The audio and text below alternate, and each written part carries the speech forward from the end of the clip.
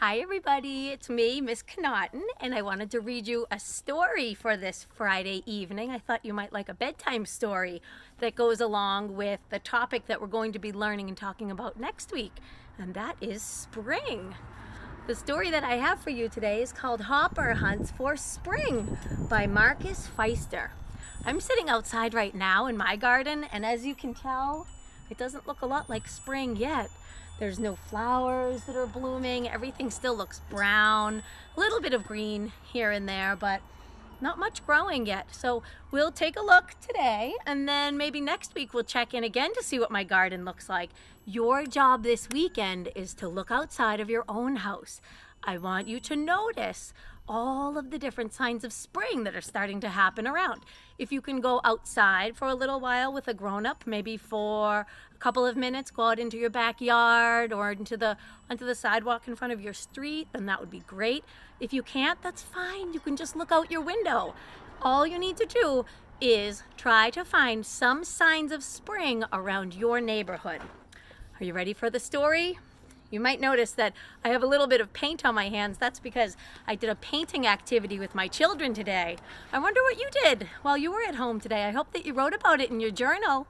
If you did, you can take a picture of it and then send it to me through Seesaw. All right, let's get started with our story. Hopper Hunts for Spring by Marcus Feister.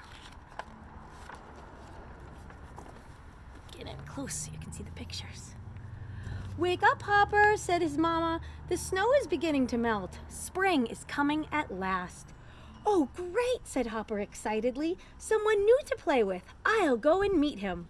Before his mother could explain that spring isn't a person, Hopper was bounding away across the thin carpet of snow. Oh, poor Hopper. The little baby bunny thinks that spring is a person. Is spring a person? No, it's a season. But he doesn't know that yet. The snow had started to melt and blades of grass were pushing through it, reaching for the sun. In one place, where the snow had completely melted, Hopper found a hole next to a heap of earth. "Hello, is anyone at home?" he called.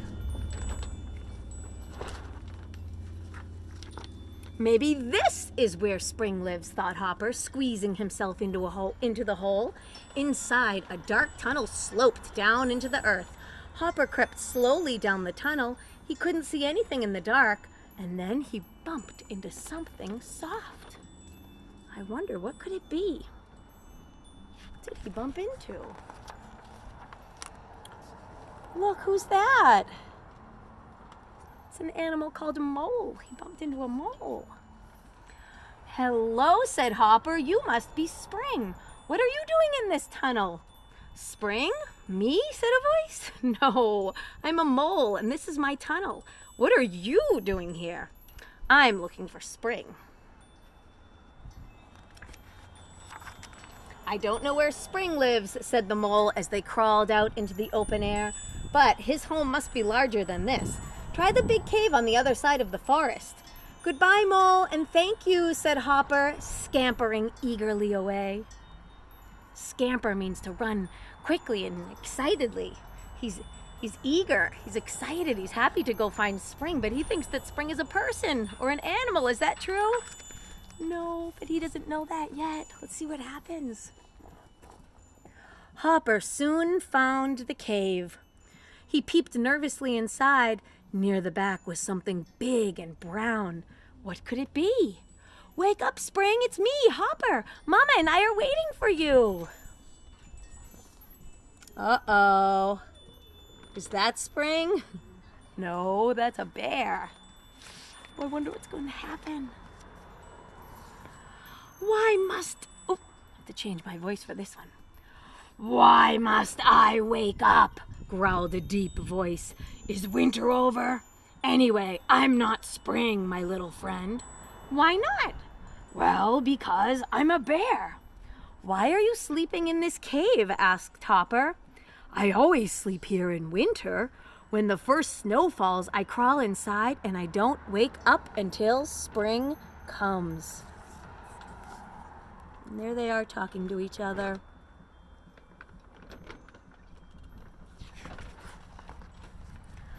Hopper thought for a minute, and then he said, "My mama says spring is coming today.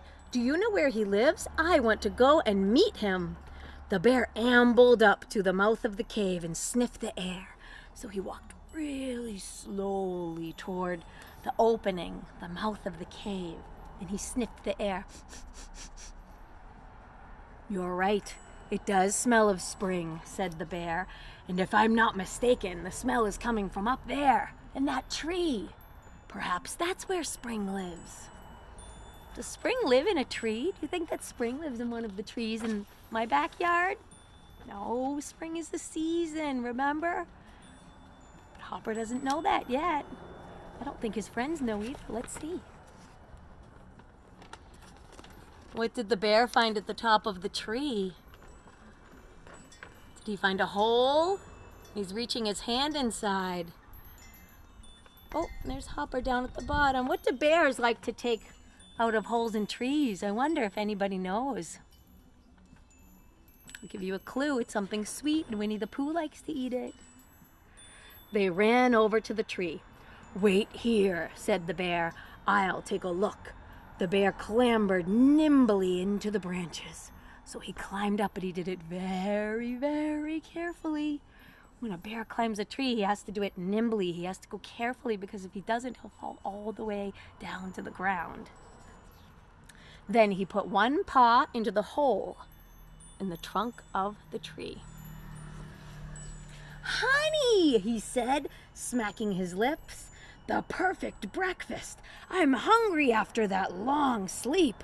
Spring doesn't seem to live here, though." And there's Hopper trying out a little bit of honey. I wonder if he likes it.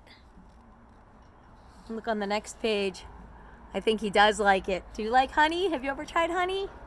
I like honey. It's very tasty. Bees make honey. The bear climbed down again. Meanwhile, Hopper had started to feel hungry too. They sat down together and licked the delicious honey from the bear's paw. "I'm not going to look for spring anymore," sighed Hopper. "I'm too tired. We'll just have to wait until he comes."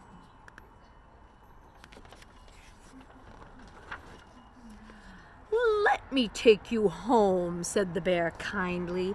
"I need to stretch my legs. They are stiff from a whole winter's sleep.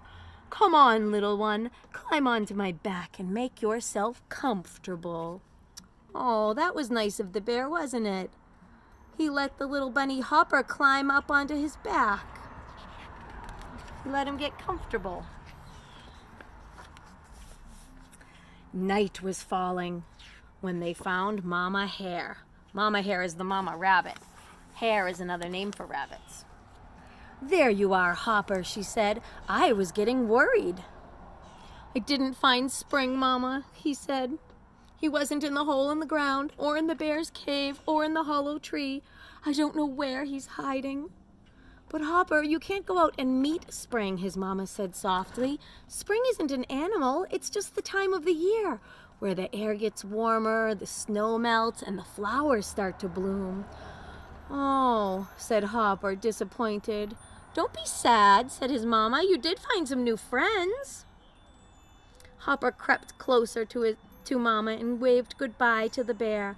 "Come back soon," he called after him. "We can play together all through the spring."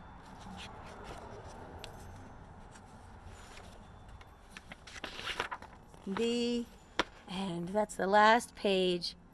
Just lots of pictures of the bunny, Hopper, and the bear on the back of the book. And if we turn back to the front, look. There's lots of pictures of the bunny and the bear on the back and the front of the book. Okay, so I hope that you enjoyed that story. Remember, your job this weekend is to look outside, somewhere outside of your house, and see if you can find signs of spring anywhere. Then you need to find the notebook that you're using for all of your at-home work. Find the notebook, and you can write the date on the page, or have a grown-up write the date, and then you need to draw some pictures and try to write some words to help you remember what it looks like outside right now, because we're going to compare the way that it looks today, right now. Look outside. This is spring today at my house. You're going to compare what spring looks like this weekend at your house. And then next week we will compare it to the way that it looks now. So I hope that you have a good weekend, and you can send me a message if you need to. Otherwise, I'll see you on Monday morning. We're going to have another classroom chat. So tell your grown-ups to check their messages, and they'll get a message about a Monday morning chat at 10 o'clock in the morning. Bye, everybody.